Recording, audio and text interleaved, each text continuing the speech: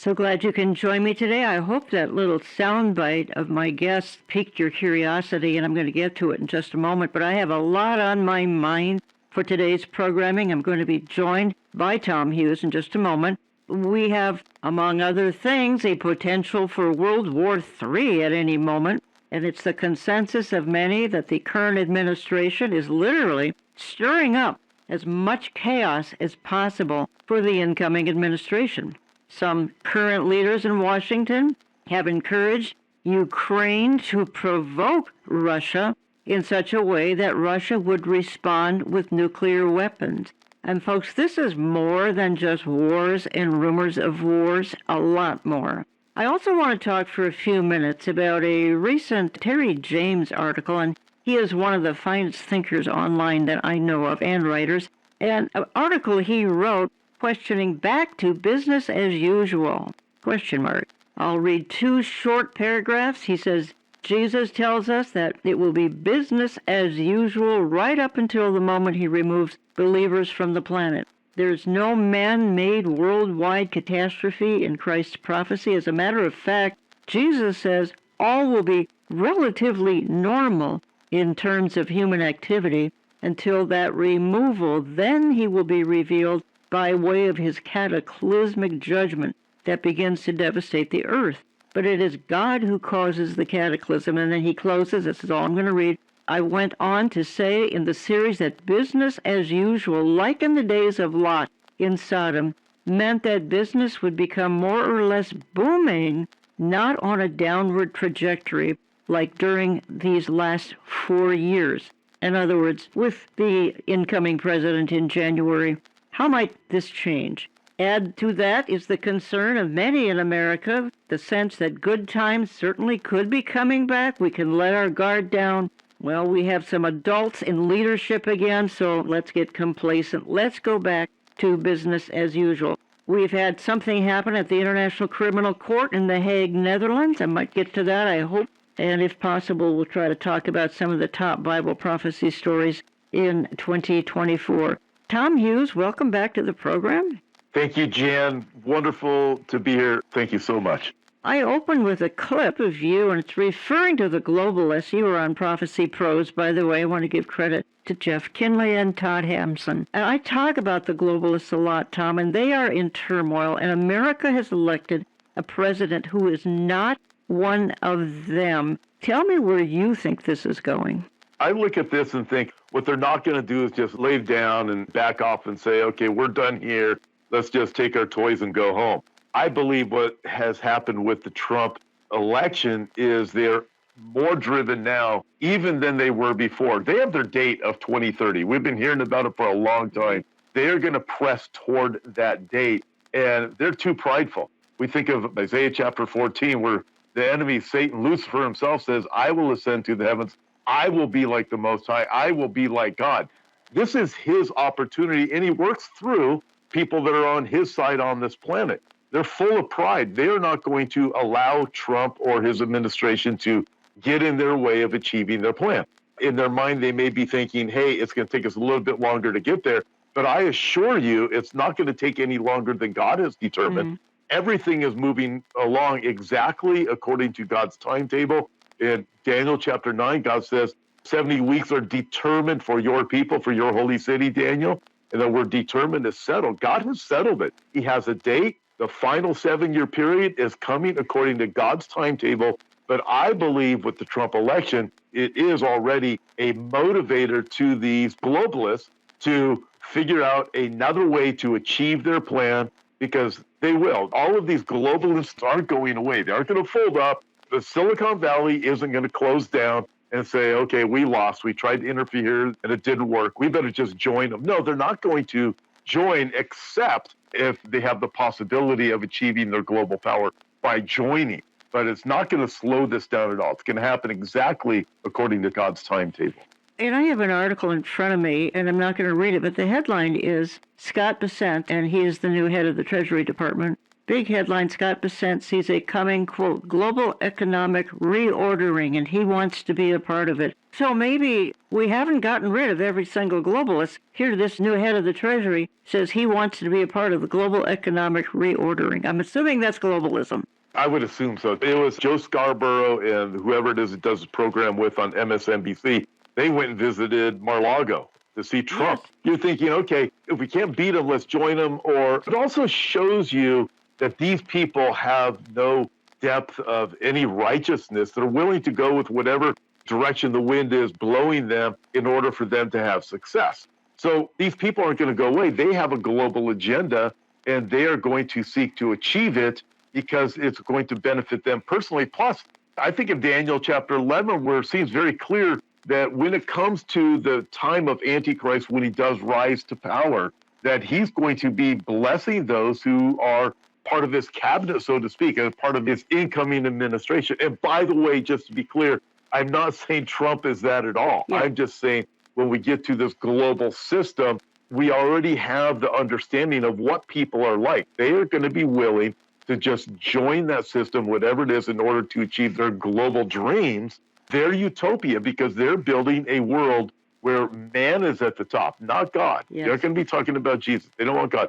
They have a utopian world with man at the top. And whatever it takes to achieve that, that's what they're going to do.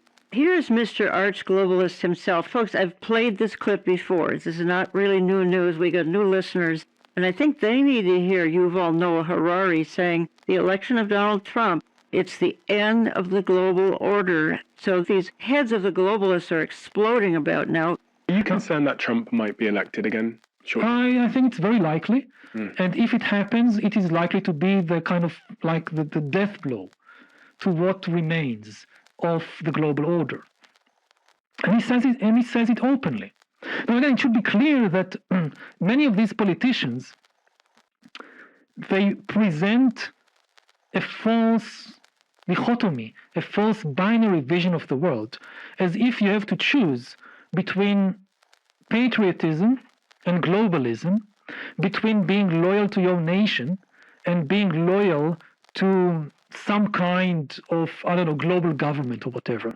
We haven't had the death of the global order, Tom Hughes, and Harari, he may be cowering in fear right now because of Donald Trump, but they haven't gone very far. No, they haven't. And Jan, I find this interesting too. He brings up nationalism and globalism. It was Brandon Holthouse, Pastor Brandon. You've had him on your program many a time. Yeah. We were at a conference together. He brought up the statue that Nebuchadnezzar saw in his vision, and you come down to the end of the statue of the last days empire, and you have feet that are mixed partly of iron and partly of clay. And he brought up a great point. He said, I believe this system that's partly strong and partly weak, partly iron, partly clay, is nationalism and globalism. There's going to be an attempt to merge them, but they will never merge. And if you look at it through world history, they never have been able to merge. The Roman Empire understood it, the Greeks understood it, the Babylonians, the Assyrians, they all understood that if you're Italian, you're going to be Italian. You're not going to assimilate real well to the global system. Wherever it is you're from, if you're French, you're still French. And this is one of the reasons why you have so many issues with the borders in Europe and with the borders here in America. People are not going along with it. But nevertheless, it speaks to the problems that the globalists will have. And I think as believers and understanders of Bible prophecy, we need to understand this global system is alive and well, is pressing forward. Satan is the prince and power of the air, the god of this world, and it's not going to be a system that is going to be 100% successful. So as we see it being built, it's going to have the resistors, it's going to have the problems. We even know when Antichrist comes to power from Daniel chapter 11, that there are certain nations he does not have victory over. So it's not going to be a perfectly successful global system. They're going to try to make it be that way. It won't be completely successful. They will have their problems. It's also going to be a very short-lived kingdom, the shortest global empire in the history of the world, a maximum of 7 years. That's a bit of a praise report, because the real system we look forward to is when Jesus comes back. But we don't need to be afraid of it, but it's being built. So if we hear of chinks in the armor, or Yuval Noah Harari saying it's over. Oh no, it's not over. Satan is the supreme globalist. Believe me, he is pressing forward. It's like behind the curtain, these people, including Yuval Noah Harari, are still hard at work, staying up at night, trying to figure out what their next moves are going to be. If you just joined me, you are listening to Understanding the Times Radio. I'm Jan Markell. I have on the line Tom Hughes. You can learn more at hopeforourtimes.com, hopeforourtimes.com. Tom, I'm just transitioning here a little bit because I referenced the Terry James article, and his column was not a new idea. It's just he writes it so beautifully, better than anybody I know. And he's talking about this business as usual, which we really see in the Bible. And I think we should explain that because you're concerned, like I am, that people are going to think we're safe now. We don't have so many worries because, again, we don't have a globalist running things in America. We certainly still have things running globally around the world, and we're going to relax. Speak to that, please, because we have to. Wow, when I read Terry James' article, I said, hey, he's saying exactly what I've been trying to warn people against, using the same passages in the Bible that I've used. I look at this in Luke chapter 21. Jesus is talking about the days of Noah and the days of Lot.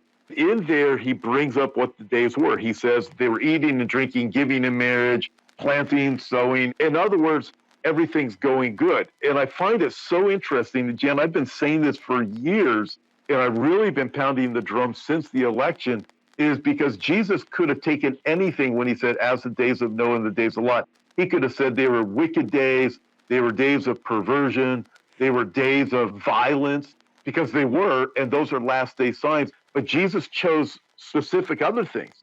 It's going to be going good, giving in marriage, everything's going to be wonderful, buying and selling. And it presents to me a world where business is booming. It's not just the casual, we're getting along like the last 4 years. It's Yes. presenting a very happy picture where people think in their minds, wow, we have made it.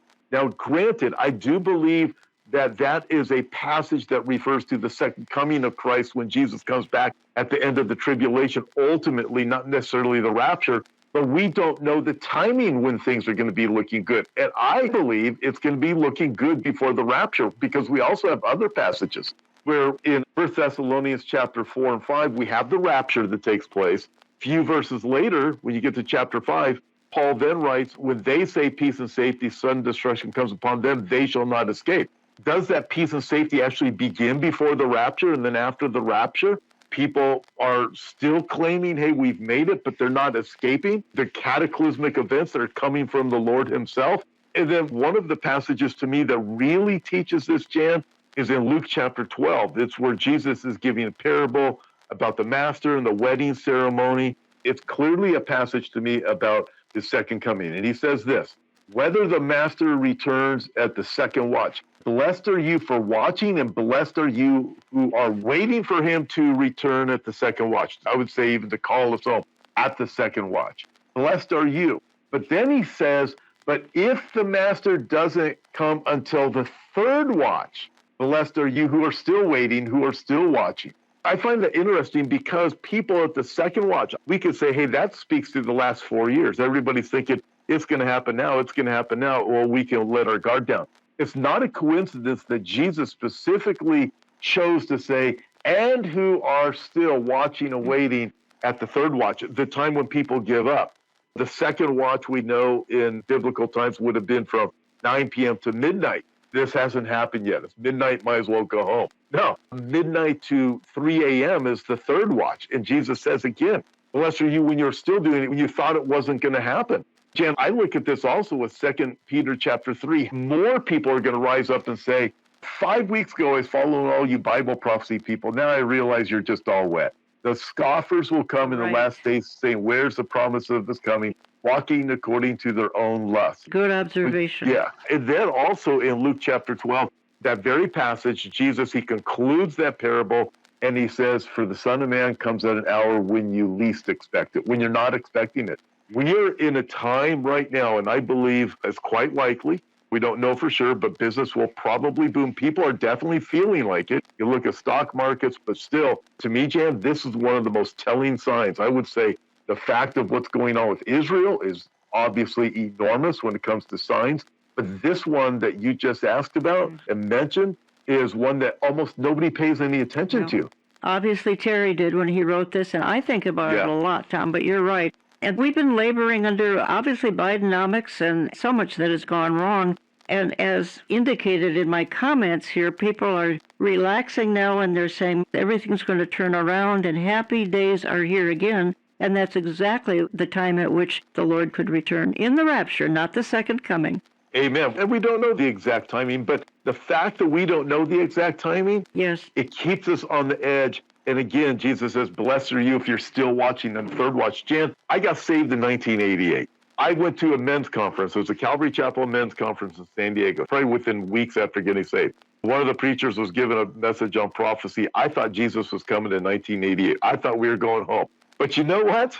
I'm still here. It wasn't 1988. Here it is, coming up on 40 years later, but you're still watching and waiting. And that just is evidence of the difference between someone who actually trusts in the Lord, lives by faith, knows his word is true, regardless of circumstances. You still know that he's going to call us home at any moment. The calling is imminent, but we trust in him, not just the promise of his coming. We trust in him and his timing. I'm playing a short clip of you here, Tom, and I appreciate how you're emphasizing in this clip that, again, we're watching a setup, and how you state here, particularly at the close, how prophecy, which is what we're talking about here, is speeding up, and that is the conclusion to what you're saying here. With that being said, also when you look at it from Israel's perspective regarding the Ezekiel 38 battle, what do you have? I believe with Iran, Iran's been totally embarrassed by Israel up to this point. Russia's been embarrassed by Israel. And you have a geopolitical setup because of what Israel has done for Iran and Russia both to say, hey, we're going to come at Israel with everything we can. We've been embarrassed, and they will do whatever vengeful act against Israel that they believe they need to and want to. I believe that's the perfect setup, what happened with Israel over the last several months, perfect setup for the catalyst to bring about that Ezekiel 38 battle coming in the future. However, one dynamic that was clearly not in play up until now was when we look at Ezekiel 38, verse 11, Israel needs to be dwelling in a place of peace and safety when the Ezekiel 38 battle happens. So Israel isn't there. Israel is constantly on guard. Well, you bring in the Trump factor and you start looking at the normalization agreement, you look at Abraham Accords. I believe now things will proceed in Israel to rebuild Gaza. Gaza will be dealt with. Trump's going to be behind Israel. Gaza's going to be dealt with. I believe there's a very good chance that we're going to start to see things winding towards some type of peace. I'm not saying the Daniel chapter 9 peace agreement of Antichrist. I'm not saying that, but definitely this normalization agreement that was pre-October 7, 2023, based on what Trump had done before with the Abraham Accords. And by the way, I'm also not saying the Abraham Accords were good either. I'm just laying out what I see coming, and I see something coming like the Marshall Plan after World War II to rebuild Gaza, to press forward with beautification. There's going to be money that I see that's going to be flowing in and out of Israel based on this. Saudi Arabia is going to be involved. If you go back pre-October 7, 2023, Saudi Arabia was pushing back against the Palestinian cause. They were saying, hey, we're done with this. We need to move forward. We're not going to put up with it anymore. I believe we're going to hear more and more talk of a two-state solution, even though you go back just 4 weeks, Netanyahu is saying there will never be a two-state solution. Now, we know realistically a two-state solution is very bad because we know Bible prophecy.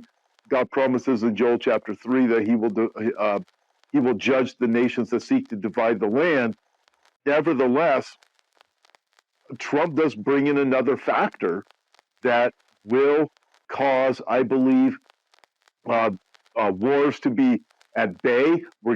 Whatever's going to happen with Putin in Ukraine, that dynamic's probably going to change. I believe the threats of China are probably going to change because Trump brings a threat that these leaders knew about 4.5 years ago, so we didn't have all these wars and rumors of wars. So we're entering into a different era. Now, granted, all of this could change. We could have an assassination within the next few days or something like that. Or the globalists they still have, 70 more days or something like that with the Biden regime. The economy could be collapsed. There's all different kinds of dynamics that could still be thrown in there. We know that there's this threat within the Senate to elect a speaker that will throw off everything that Trump wants to do. So lots to look at. But when we look at the Israel factor, we look at the window of opportunity that we have. To me, it shows Bible prophecy. The fulfillment of Bible prophecy isn't slowing down. It's actually speeding up right now in order for these things to be fulfilled. Tom Hughes, my head is spinning after that clip of you because you just highlighted so many areas that could and probably will go wrong, and maybe starting with the Middle East, we don't know. As you said, there could be more assassination attempts going on because we're in those perilous times is all I'm saying. What do you think will be the focus once we get a new president installed? What will be the immediate focus? I think Israel is going to be an immediate focus of the new presidency. Obviously, Ukraine-Russia issue. Let me bring up this also. In the book of 2 Chronicles, what happens, sons of Issachar, David is about ready to be installed as the new king. Saul is dead. And because of that, the sons of Issachar knew what to do. So for all of your listeners, Jan, we have the Bible. We have Bible prophecy. We have a new president that is about ready to be installed, assuming that he's going to make it to January 20th. What do? We're going to stay resolute. We're going to stay focused. We're going to stay in the Word. We can't turn to the left or the right, just as the Bible tells us not to do. With that, I'm looking at Israel right now. Where we are right now is a ceasefire agreement. Looks like it's reached as of right now. That is a dynamic that's going to be very interesting.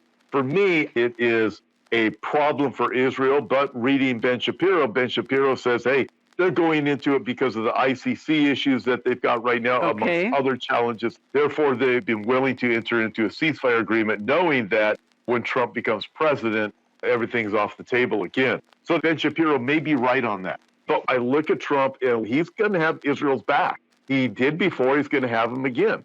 As I mentioned in the clip that you just showed, you have Saudi Arabia is going to become this player again, the normalization agreements, all of these factors. Jan, I look at the dynamic of what is taking place. What's the wars and rumors of wars going to be like at that time? So everything is progressing forward. But again, I know I said it in the clip, but I would encourage everybody, when you look at Ezekiel chapter 38, what must happen in order for Iran and Russia to come against Israel? They must be dwelling in peace and safety. 38 verse 11. And years ago, I had a lot of friends that would argue, well, peace and safety is just meaning Israel's got a strong IDF. I've never felt that. No. I felt that it was something much more. When we look at the Hebrew word there, that really does imply tranquility. And some of my friends might want to argue on that. But nevertheless, Israel has not been in that place that's described of Ezekiel chapter 38, verse 11, since the days of Solomon. That's a long time ago. Yet the Bible tells us the battle with Russia and Iran is going to come at a time when it is unexpected. Israel will be taken by surprise. There's no way right now Israel would be taken by surprise. And another thing that leads me to believe, Jan, we just need to always be ready to be called home, to hear the trumpet, because the U.S. will not be there to support Israel when that battle takes place. The U.S. at best is a protester, at best. Exactly. So if Trump indeed is the one that brings about what's coming with this peace and safety for Israel to feel secure, that would lead me to believe before Ezekiel chapter 38. And again, I don't know the timing of it, but it appears that we could be raptured before that takes place, because if the U.S. isn't involved, what would cause the U.S. to not be involved with Israel under a Trump presidency? The factors here are enormous when you start to look at them. Great observation, Tom. Learn more at hopeforourtimes.com. And you just opened the door for me, and I think I'm going to walk through it. And when we get back, I want to talk for a few minutes about this horrific International Criminal Court. Benjamin Netanyahu is the supposed war criminal of planet Earth right now. Folks, if that doesn't demonstrate an upside-down world, I don't know what does. So I want to address that, and I think when we get back, I'm going to open part 2 with a little clip by CBN trying to explain just what is going on with this International Criminal Court. Why do people like you and me have to really be concerned personally? And just a quick word here about the passing of Hal Lindsey a week ago at age 95, and I'm going to say more about that next week. But Hal was a friend and a mentor to me, and I brought him to the Twin Cities in 2004 and 2005, and he had a profound impact on millions of people who hold to dispensational theology, as I do. And as you know, I feature that often on this program. His book, The Late Great Planet Earth, set me on a course for life. Again, I'm going to say more about this next week. So we'll be back in just a minute or two. Don't go away. Welcome back. You're listening to Understanding the Times. I have on the line from Southern California, Tom Hughes. You hear him on this program quite often. You know what, Tom? I think the world is brimming with tyrants, with thugs, with dictators who really should be the ones being absconded right now. And yet they're going after one of the leaders of the free world to throw him in jail, Benjamin Netanyahu. My conclusion, and give me your perspective, my conclusion is that the world is clearly obsessed with Israel, desperately wanting the implementation of Zechariah 12:3, isolating her from the entire world. But give me your thoughts. That was exactly the passage I was going to quote while you were talking. The whole world is going to turn against the nation of Israel, and specifically Jerusalem. Again, we have this new administration that's going to come in, and that's going to change the dynamic. But this goes back to earlier in the program. Are the globalists just going to quit and say, let's just give up? This is obvious with a resounding no when you look at the International Criminal Court. They could care less about Trump. So the judge that's bringing this case, the one who's driving it, I think his name's Kamir Khan. He was a former Lebanese ambassador. He's this radical Muslim. What also is interesting, that's Alan Dershowitz is now on board to go and fight. Very interesting. I'm glad you brought that up. He's on board to fight against this now. You know, he's been moving closer and closer to this side for quite some time now, last 8 years. A lot of it has to do with he's recognizing what is happening to the Jewish people. And this is something I think everybody needs to be aware of. It's not just happening to Jews who are on the right, who are conservative. It is anti-Jewish across the board, whether you are Democrat or Republican. A case in point is October 7, 2023. When the attack happened, it happened against kibbutzim, the people living there. They're left-leaning. Far left-leaning. I'm so glad you said it. Yeah, so the enemy of our souls knows this, that Jesus is coming back. He's going to rule and reign from Jerusalem, and Israel will still be here. And Israel is going to cry out, Baruch haba b'shem Adonai, blessed is he who comes in the name of the Lord. The devil must keep Israel, the Jews, from calling out the name of Jesus to save them, because that's when he's going to come back at the end of the tribulation period. So what's he have to do? He must eliminate the Jews from the planet. It doesn't matter if you're left or right, Democrat or Republican. The enemy has to do this. The International Criminal Court is an attack on the nation of Israel. Israel's being attacked. The geographical locations are always under attack, and the Jewish individual is under attack. And Jan, we know that this is going to zero more and more on Jerusalem itself. October 7, 2023, what did Hamas actually say almost a year and a half ago now? They called it the Al-Aqsa flood. They know what it's about. It's about Jerusalem. And from the ICC, people like that, Kamir Khan, he knows it's really about Jerusalem. They want Jerusalem.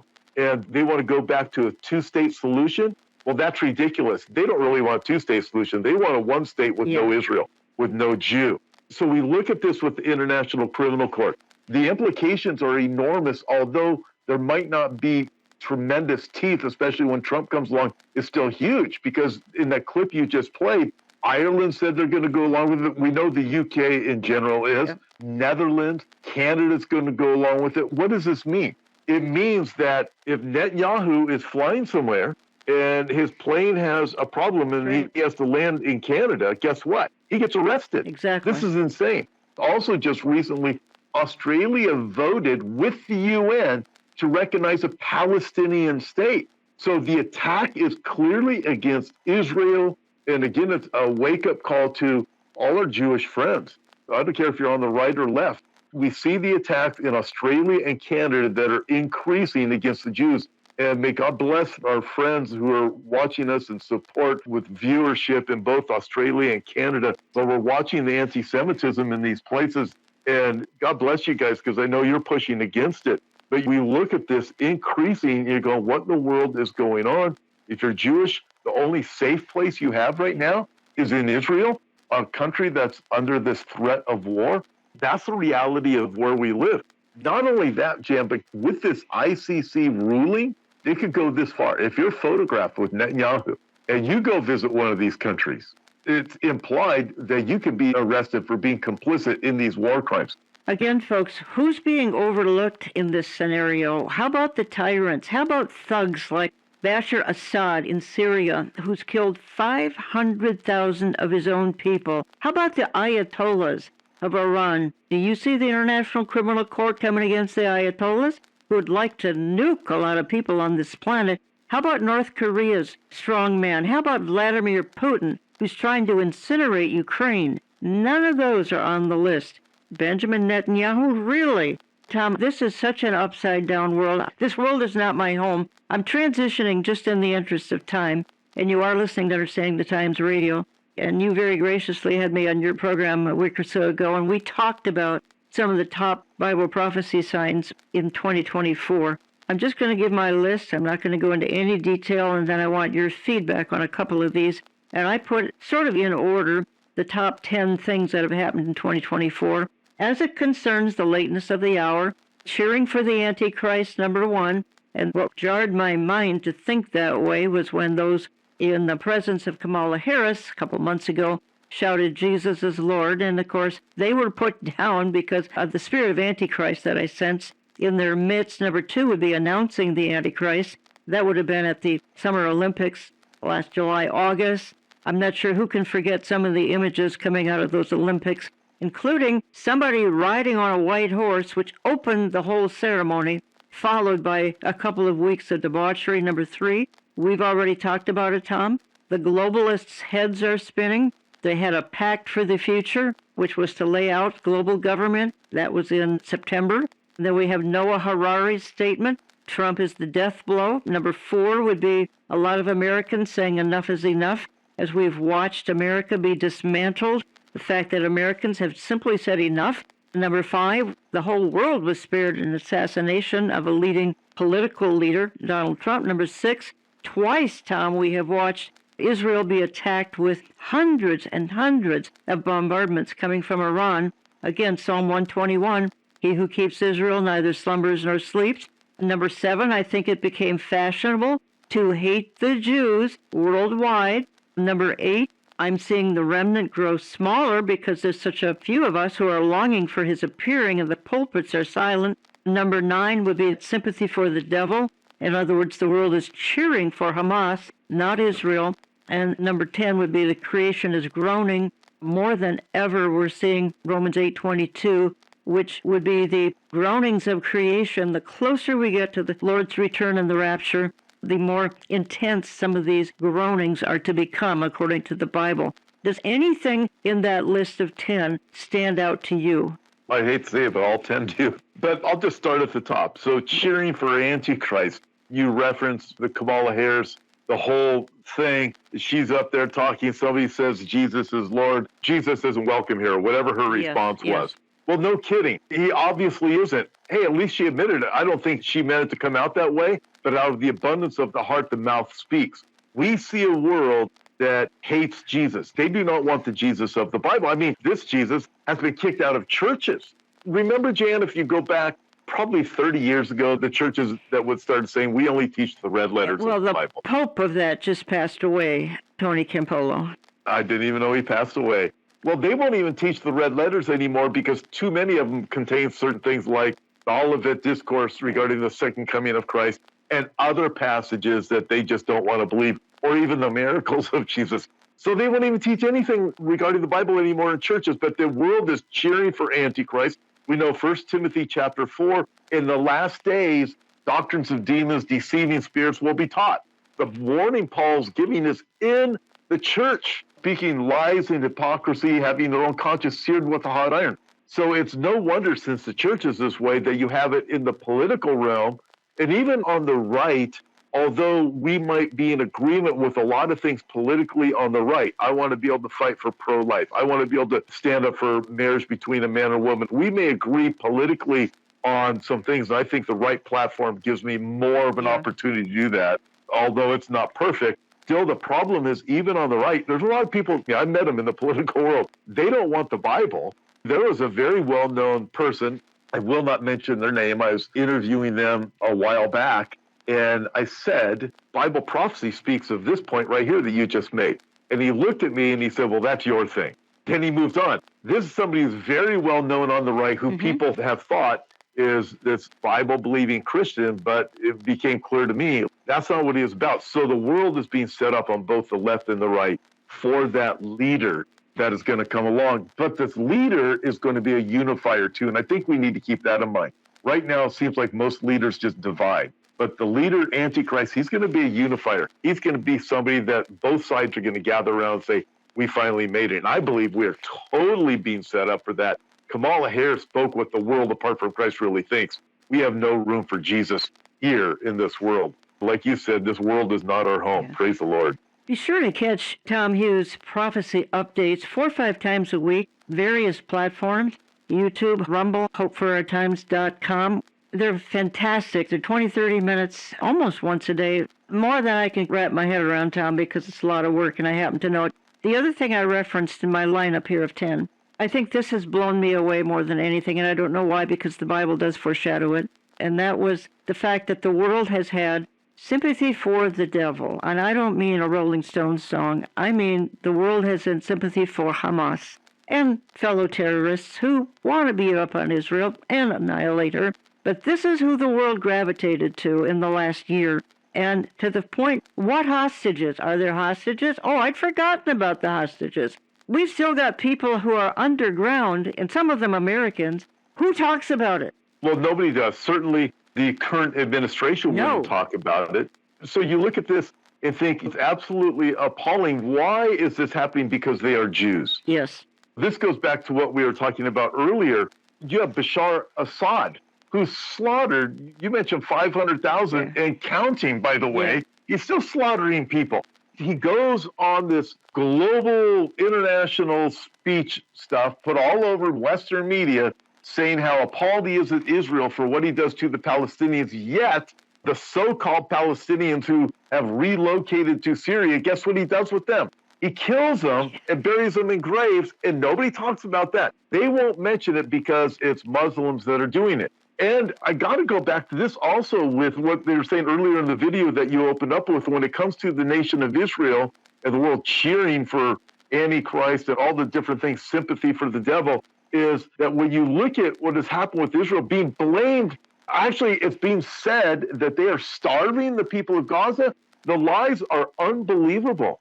And how much information is out there that is suppressed that proves Israel has done what they could to get food into Gaza, to help out the people of Gaza, to make it a war not on Gaza, but repeatedly these terrorists use the people as human shields, and they want the casualties as high as possible. And these terrorists don't even care if the casualties come from their own weapons because they'll still blame it on Israel. Well, they wouldn't have died if it wasn't a war with Israel. So the whole media is against them. It is certainly sympathy for the devil. The current administration really is anti-Israel. I don't care what anybody says. They hide behind the rhetoric of we really care about Israel, but let's tie your hands behind your back and see how you fight now. So the things we are watching are just absolutely lies. And we need to be sharing programs like this that you have, Jan, with everybody that we know, because it's the only way we can get the word out, because the lies, man, they're traveling all over the world. We're fighting against the UN and all these great big institutions that have billions of dollars when it comes to the propaganda. But we have the truth. Listen, everybody, just share this programs with everybody that you know. It gets the truth out there, and it helps Jan to be able to combat the lies with the truth. You're listening to Understanding the Times Radio. Jan Markell. Have on the line from Southern California, Tom Hughes. Learn more at hopeforourtimes.com. Sort of in conjunction with what we just talked about, sympathy for the devil. Tom, my point number 7, it's become cool. It's fashionable to hate the Jews worldwide. But everybody needs to be on guard, because first they come for the Saturday people, and then they come for the Sunday people, and then anyone standing in the way. But first it's the Jews, then it's the Christians. And I think Christians need to really listen up with this point. I don't think that most Christians are paying any attention. If you go back through history, you start to realize the reality of it as Islam got stronger and stronger. through the centuries, you realize what they really are all about. But they're going to come for the Sunday people too, meaning the Christians. Basically, everybody's an infidel that's not Muslim. Is really what it comes down to. You're put into one category or another. But here's what I believe, Jan. The Jews are the primary target because, as I mentioned earlier, the devil must do everything he can to keep the Jews from saying, "Blessed is he who comes in the name of the Lord." However, the Christians are a problem because genuine believers in Christ are the ones who stand in the gap, spiritually blessing Israel. The genuine believers do. So we're a target. And if you go back to the first century, what was it that was a target of the original Roman Empire? It was the Jews and the Christians. They were the ones that are being persecuted. When you get to the second coming of Christ, what do you have that's going to be the target? We know biblically it's going to be the Jews and it's going to be the Christians. And what's happening, it's not just Muslims. The Muslims are definitely coming after the Sunday people too, but it's recognizing all of the anti-Israel rhetoric that's coming from Muslims. It's also starting to come from more and more people going to colleges, which means they're just going to get older and have kids and teach them the same things. But we're seeing it across the media also. And again, it's not just Muslims anymore. It's people who are buying into the ideology. It's absurd. The LGBTQ community jumps on board with Hamas. Well, that makes absolutely no sense. They'll kill you in a second.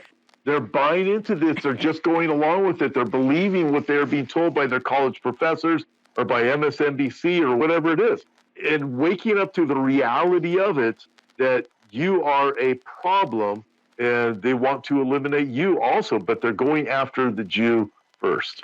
Let's look at this point for just an extra minute or so. And I'm sure you particularly, and you've been a pastor a lot of years, and we kind of keep track of the remnant. And people could say, well, what's a remnant? It's a segment of Christianity, faith believers, that let's just say they're longing for his appearing. They truly want to discern the times.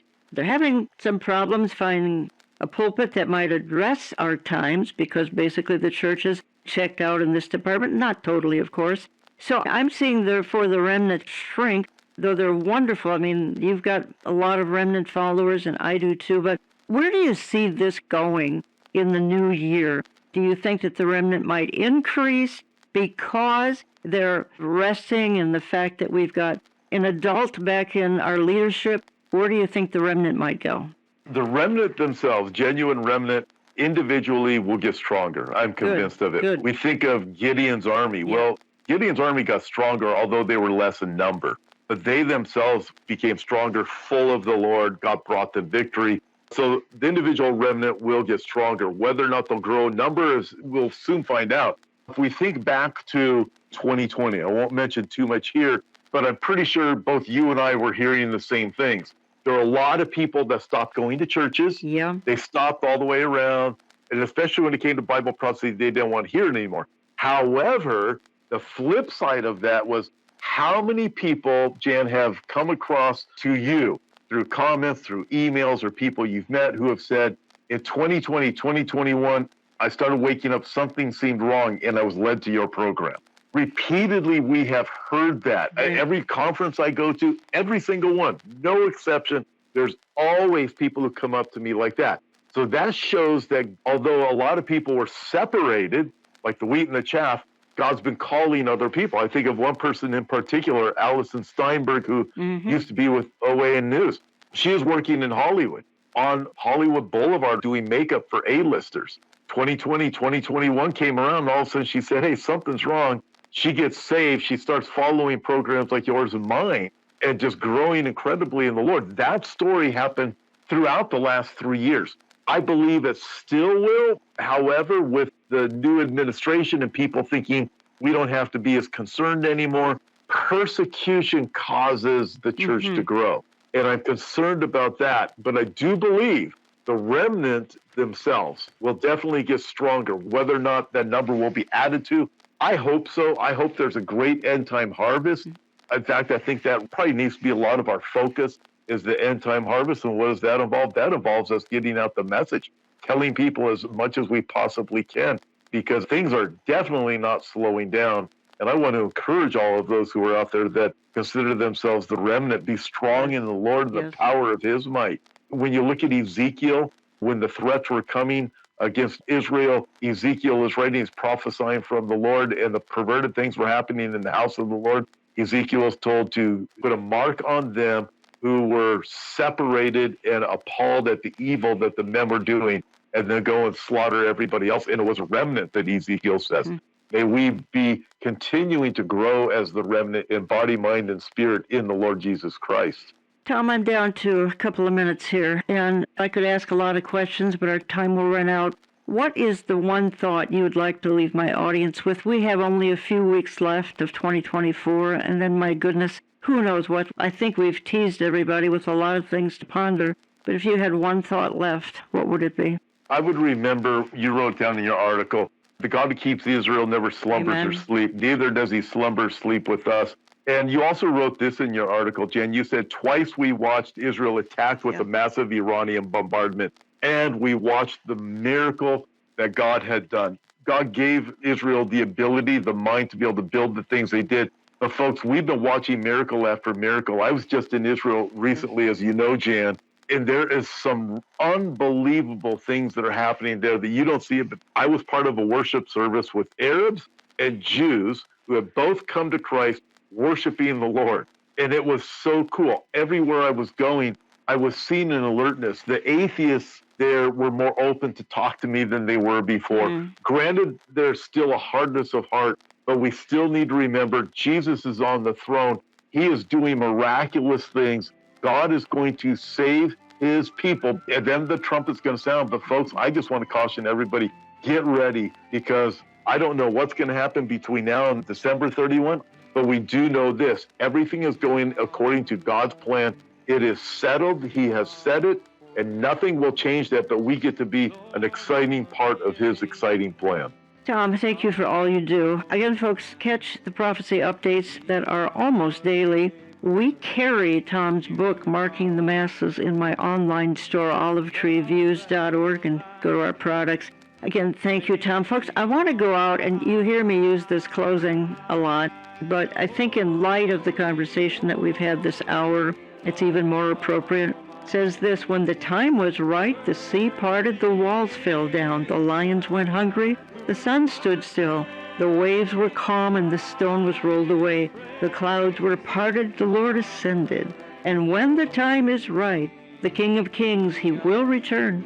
God is never early, and he's never late. He's always right on time, and his plan for you is good. As we start to morph into a new year, folks, I hope you'll keep that in mind, that his plan for you is good.